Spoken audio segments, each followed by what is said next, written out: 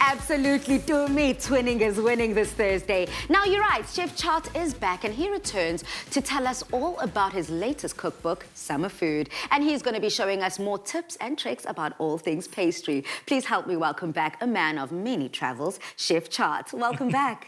Thanks for having me back. Great to be back in the studio. Your energy is just so infectious, and I think that it's your mind as well when it comes to all things baked goods that has you coming back for more. Well, absolutely. Who cannot be sad and doom and gloom with food? I mean, food is just something that makes you happy. It's a feel-good factor when we, in great moods. Even when you're down in the dumps, let's face it, we still eat food. So regardless, food is the soul, it's the being, as what gives us life at the end of the day. So got to be happy. We brought you back with your incredible new cookbook, Summer Food. Now, during COVID-19 and the lockdown, we saw a huge boom in cookbooks. Everyone was releasing a cookbook, but you also decided to do your very own, but focused on summer food. Can you just tell us about that process?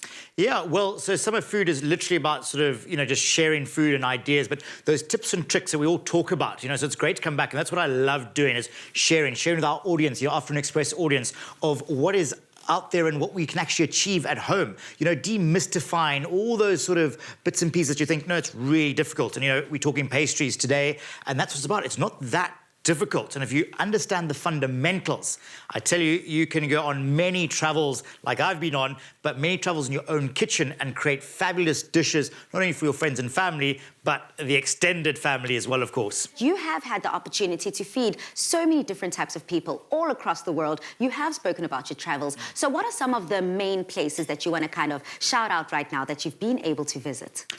Well, I mean, a lot that takes me back is predominantly Europe, part of the Scandinavian country. I mean, Sweden, I've spent a lot of time in the recent years, pre-COVID, of course. And, their food is it's actually quite simple. And, we break our food down here in South Africa. It's actually quite simple. Celebrate and hero the ingredients. On Tuesday, we're talking about Karoo lamb. Talk about that.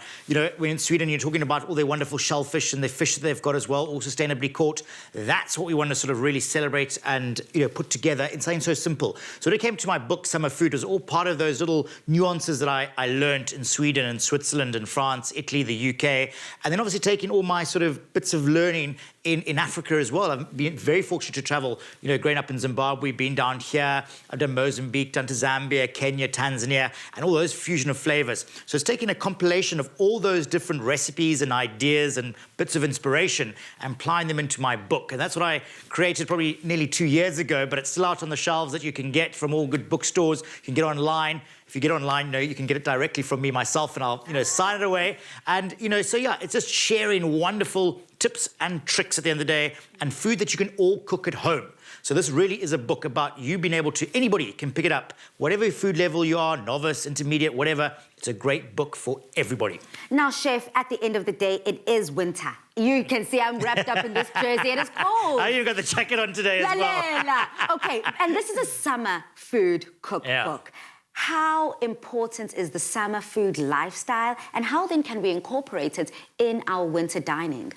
Well, great question, because that's what's so important is when you start to celebrate in summer, you want to be able to adapt the same recipe. Yeah. We all eat. We are creatures of habit. What you ate, or bought last week actually in the shops, you probably bought the week before that, and so on and so forth. So you're using the same ingredients all the time. And all you need to do is adapt those recipes. So take in your summer food recipes, your favorite recipes, and just adapt them very slightly. So maybe like a pie, for instance. You don't necessarily have to serve it cold. You can actually serve it warm in the winter.